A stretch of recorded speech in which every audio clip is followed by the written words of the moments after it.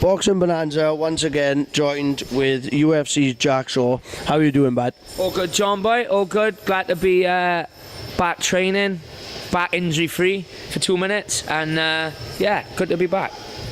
So, how's fatherhood been treating you? Sleepless nights, but busy days, but not loving it, loving every minute of it. He's 7 months old now, so I feel like I've really not got used to it, but you know, I'm back in fight camp. I've got the balance right where obviously I'm not seeing him as much as I was out the camp, but I've still got that balance of where, you know, when I go home now, I'm wasting time on social media and on time fucking about. Every spare minute I got is spent with a baby, and that's how I love it. But yeah, it's good. I got a good balance. I'm working it well around my training. I'm getting up early at the train so I can have more time in through the day. And yeah, it's good. Obviously, it'd be nice to have 8 hours solid sleep every night, but you can't have it all, but can you? So, like you said, you're back in training now. You just finished up a Muay Thai session, I believe. What do you think about the Muay Thai scene? And do you enjoy doing that? Yeah, I've been working with him now, Muay Thai coach, for probably 5 years or 6 years even. Sorry, 2018 he come to the gym, so 6 years in March. For anyone who don't know him, he's had 120 Thai fights. He was the head Thai coach in AKA Thailand. His 2 brothers have a big gym out in Thailand, Rauri Muay Thai. And luckily for us, he fell in love with a Welsh woman and moved to Crick Owl. So yeah, I really enjoy it. It's one of my favourite sessions of the week. You know, my style is not obviously like a pure Thai style. You know, I got a bit of boxing mixed in, a bit of MMA, sort of striking mixed in. But I do really enjoy. I feel like every time I train with him, I learn something new. And every fight camp, you know, I feel like I got a massive advantage being able to send him my opponent's name and have him look at him, and straight away, you know, like stuff that I don't even pick up. He's like, that you need to use this and use this. His knowledge is impeccable in this area, and what I really love about him is that he's really adapted his coaching style for MMA. He understands there's certain things you can do in Thai boxing you can't necessarily do in MMA because of the takedowns. You know, he'll have me drilling on the pad sometimes, drilling a Thai technique, and he'll find a way to incorporate it into a takedown. So it's a privilege to be working with someone of his calibre, you know what I mean? He's held pads for guys like Mark Hunt, Tai Tuivasa, Justin Taffa, and you know, to have 120 Thai fights and probably 100 of them be against other Thai guys and fought in the Lumpini Stadium and all that. You know, how good is that for us in the gym to be able to take advantage of? But I love it. I'm right into the Thai scene now, especially with one championship. You know, like it's everywhere now. Jonathan Agati and Road Tang. Especially the 4-ounce gloves. I think that it's exciting anyway. But then now they chuck them 4-ounce gloves on, it's even wilder to watch now, and yeah, it's great. It's blowing up. I really think one have done a good job of commercialising the sport of Muay Thai, because it didn't really make sense how it never took off and become it's a big sport in Thailand, but not so much over here. So fingers crossed, over here now in America, they can pump a bit more funding into it, and you know, guys like Agati are kind of leading the way, and Liam Harrison, where you can now make a living as a Thai fighter in this country. So now you're back in training. Your last fight was March the 18th, 2023. Was it? Yeah. Broken hand. It's been a couple of injuries now that you managed to pick up after fights. Do you ever think, oh, fucking, you know, I'm fed up with this now? Yeah, do you know what it is? But I think I've been doing the sport so long. Like, we used to take the piss in the gym because up until about 25, 26, I never had a serious injury. I think the worst injury, I was a little break in my right hand, but it was like an incomplete fracture, so it was a case of 6 weeks rest and I was back. You know, in the span of like 2 or 3 years, I've torn and broke my shoulder, broke my thumb, torn my knee, broke my hand. I just think it's you know, it's just time in the sport. Sometimes you go through a little bit of that, you know, you just go through a little patch where you feel like you're building momentum and you just pick up an injury, but it's the name of the game, you know, it's the nature of the beast. You see it even with the top level guys, sometimes have to have 2 years out of the cage due to injury. But yeah, you know, I'm back now. I feel fully recovered, and fingers crossed I can come through this fight injury free and have a busy 2 or 3 years, you know, before kind of breaking out to the upper echelon kind of thing. So you had a great win. So then you come back, obviously you know you got the injury and you come back. You know, when things start settling down and everything and you start getting back into normal life, you can't train and everything. How does that make you feel? Or because, you know, training is an everyday part of your life. You know what, I didn't really talk about it at the time because I didn't like to panic people and stuff, but I was in a bit of a dark spot mentally. Not nothing too serious, you know. I don't want to speak like fucking hell, like I was suicidal or anything like that, but it was tough. Like you said, I'm used to training 3-4 times a day, 6 days a week, and then, you know, although I could still go for a little run and you know, maybe kick the bag a little bit, even like the first 6 weeks when I had the op, I couldn't do any sort of fast movement because it could have sort of jolted the foods out of place. So it was tough, it was hard. I was very fortunate. The only silver lining was that the baby was born within you know, a week before I had the operation, so it meant I did get to spend a lot more time with him. But then it was frustrating because, I mean, like when you've got a newborn baby and you can't really, you're struggling to pick him up. My missus had to pick him up and put him in my arms because I had no strength in my hand, and it was a tough couple of months. You know, it was right up until sort of, because I didn't really feel any benefit of the op, if I'm being honest, till around about October. I had the op in August, and I was still sat in October thinking, you know, I couldn't clench a fist, I couldn't even fucking push a door handle down. But I kept speaking to the surgeon, and he was really good. You know, he'd done this for a lot of boxers, and he was like, look, just trust me and trust the process, keep resting, and eventually you'll start to click. And I think I got a caravan in Tenby, and I went down there for like a week to 10 days, and didn't do any training, done a couple of runs on the beach, and that was it. And I remember coming back, and it was as if like overnight I started to feel it heal a little bit, and before I knew it, then I was having scans, and the scans were positive, and yeah, it was I started to see a light at the end of the tunnel then. I think that helped me mentally.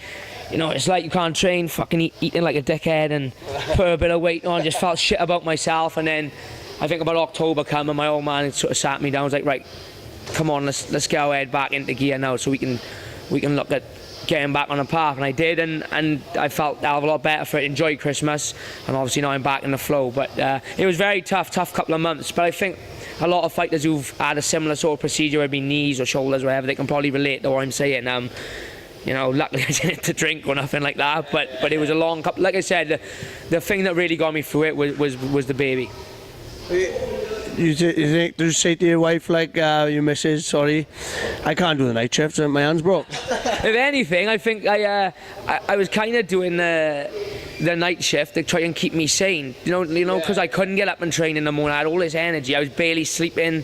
My head was going overtime, so I was kind of up and I was just doing it. And I gotta give a shout out to my missus, because she just sat me down one day. She was like, what's the matter? Kind of like, what's the matter with you? Like, so, you know, I can just tell you know yourself. And I kind of, it hit me then. I was like, right, I gotta fucking talk to someone about this. And obviously I talked to her and felt better for it. And I think that was on like a Friday night, and then on the Monday then I felt kind of, I pulled myself. It's not to say it out loud sometimes that you realise, right, fucking, you know, front up and man up a bit now and fucking stop feeling sorry for yourself. Yeah, but no, the night shift, I got to be fair, since I come back into camp, she took full control of the night shift, which I am grateful for. But I like to think I pulled my weight early on. She might have a different opinion on that one, mate. What's the matter, Jack? You know yourself, there's holes in every door in the house. We thought that you might have had a little announcement, allegedly. Can you tell us anything about what might be alleged? Yeah, allegedly, obviously, I'm fighting on UFC 301 in Brazil. Lovely comeback, fighting a Brazilian in Brazil, but it just adds to the story for me. You know, that this is what I kind of grew up of dreaming of, going, like, what a great experience going to enemy territory, all of me booing me and telling me I'm gonna die, and it's like, you know, like this is the stuff that this type of shit to make or break. I've never been one to shit out of a fight. I've never said no to an opponent. I've never said no to a date. I've never said no to an occasion. And you know, like, I got a son now, so when he grows up, I don't want to say to him, yeah, they offered your dad a fight in Brazil against Brazil, and I said, I shit out. And I'm like, no, I want him to think, fucking hell, fair play to the old man. They said, you're going to Brazil to fight Brazil, and he said, yeah, no fucking problem. And that gets me up for it, you know. He's a good boy, he's very tough, he can bang, and that gets me excited. I feel like, I've always said it, you know, the better the opponent, the better I perform. The more danger that the opposes, the more switched on I am, and the better I feel in there. So I'm really looking forward to it. And he's on a good streak, and he's right there, you know, the rankings are here and he's right there. So if I win, where does that put me, you know? I imagine Brazil is probably a place that you wanted to visit over the many years, is it? Or through jiu-jitsu and stuff? Yeah, I think, like, just because of the sport and stuff like that. But I mean, I don't want to disrespect any Brazilians or anything, but you know, it is a bit of an hostile environment, Brazil. Even like, I think it was the World Cup, was it? The Football World Cup. They had to, like, the amount of security they had to put in. I mean, there's stories of UFC buses getting held up and people getting robbed. That's not to say the Brazilian people are like, you know, a certain kind of people, but I just think because of the poverty and the fucking way a lot of people live out there, you know, obviously there is that risk of, you can't go wandering the streets that you could in America. You know, there's not going to be a lot of time to fill between sessions. But in terms of like fight location, you know, that's up there with your Japan, with your Madison Square Garden, with your MGM. So it's a great place for me to go and fight. You know, I'm not going to hang about too long after the fight. I'll be more than happy to get on the first flight home. But it'll be great to be able to say, you know, I went out there and fought. What about what was your old man's opinion when allegedly this news had come out? Yeah, we was there, you know. My manager sent the name through. First thing I always do is ring my old man, and I'm like, if he says yeah, if he thinks I can beat him, then I take the fight. You know, because I'll say yeah. They asked me to fight fucking Anthony Joshua, and I'd say yes. But if my old man said, well, we'll reel it in a bit, you know, I might check and think yeah. But no, I rang him, and he's like, let me have a look at him. You know, you can't really say no anyway. Do you know what I mean? He's like, let me have a look at him, and then obviously when he looked, he's like, oh, I've seen him fight, and. Yeah, you know, he's confident. I'm confident. That's not to say it's an easy fight. It's a tough fight. You know, you don't go on like a winning streak in the UFC, and you don't sort of put together the performance if you're not a high level caliber fighter. But I just think, you know, I'm a high level caliber fighter too, and he knows that coming in. He's not looking at me thinking I'm going to whitewash him out there. Or if he does, you know, he's in for a rude awakening. But it's a great test for me, and the coaches are happy. You know, we're just going into camp now. I got 10 weeks. Allegedly. We're starting to, you know, tweak a couple of things, starting to work a bit of a game plan out, and yeah, so it's slowly starting to come together. We've got plenty of time to sharpen the tools, and I've been fortunate. I've known about this potential match for a good few weeks now, so I've had plenty of time to get my head around it. I've watched a lot of footage already, and that's something I started doing a little bit more, because I listen to guys like John Jones talk about how he spends hours and hours watching his opponents. You know, he knows exactly how they're going to react when he throws a jab, when he throws a kick, and I've been guilty in the past of watching them once or twice and thinking, I'll just go out there and fight my game. As much as I still want to fight my game, I also want to know what I'm walking into as well. So yeah, I'm looking forward to it. While you have been off, you've had the privilege of watching another stablemate, Oban Elliot, make his way into the UFC. Was that like reliving you joining it at the UFC again? Yeah, my missus will attest this. We obviously he was on late, Oban, so he was in bed watching him, and she like I was letting him sweating. It's not so much I got like a twitch. Like, you know, when I get like a bit, my adrenaline got, it's like twitching my leg. I'm in bed shaking my leg, and she's like, fucking keep still. But yeah, it was, you know, I was buzzing for him fight week, because he's brilliant on the mic. He's got such a story, but he's a character with it as well, and he sold himself brilliant fight week. And then he went out there, and I know he would have liked to go the finish, but like, it was, again, it's a typical Oban performance. Got rocked a little bit, then dominated the entire fight. Like I said this to him, I said, look, you lost 30 seconds of a 15-minute fight. Yeah. And you look at him now, he was at WWE Raw, he was on Ariel Helwani, he's meeting Chael Sonnen, CM Punk, Michael Chandler. So it's great to see. He's worked very hard over the last couple of years. He lost one or two, and then he really put his head to it. You know, I remember when he lost his last fight, going back probably 3 years ago now, or whatever it was. And he rang me the next day, and he's like, what the fuck happened? And I remember saying to him, look, like, you've got all the skills and the ability, but you're always in a rush. It's as if you're in a rush to get the fight over. And I'm like, slow it down a little bit. Like, you know, you're capable of schooling people. And then you watch his last couple of performances, you had a couple of decision wins where he just outclassed guys. And it was brilliant to see. You know, another guy in the gym. And I think my old man needs to get a bit more credit worldwide than what he does, because he's had 3 guys debut in the UFC now, me, Marshman and Oban, and we've all won our debut in dominant fashion. He's had Brett Johns, who, when Brett joined the gym, he had 1 fight under us in the UFC and dominated a guy who hadn't lost at the time, and has got like the most knockouts and knockdowns in the bantamweight division. You know, now Brett's kind of moving on to the PFL scene. He's been on the Bellator scene. I think, although he gets recognition in this country, I think people got to start talking about him worldwide now. As like, I was a gym from a town with 30,000 people in, producing world-class fighters who are not just, you know, we're not just telling people we're world-class fighters. We're going onto the bigger stage and proving it. You know, I've proved it, Oban's proved it, Marshman's proved it, Brett's proved it.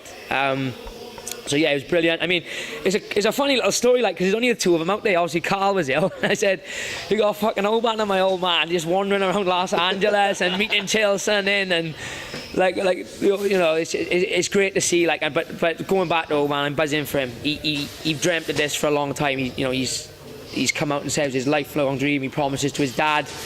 It was kind of his way of showing his dad, look, I wanted to make you proud, and he done it. And what a way to do it. And I think, now the first one is out the way, I think the next performance will be even better, because he's not a guy that feels pressure. But I heard his interview on the Ioane show earlier, and he was saying how he was shitting himself in the changing room and he was nervous all week, and I know that's not him as a character.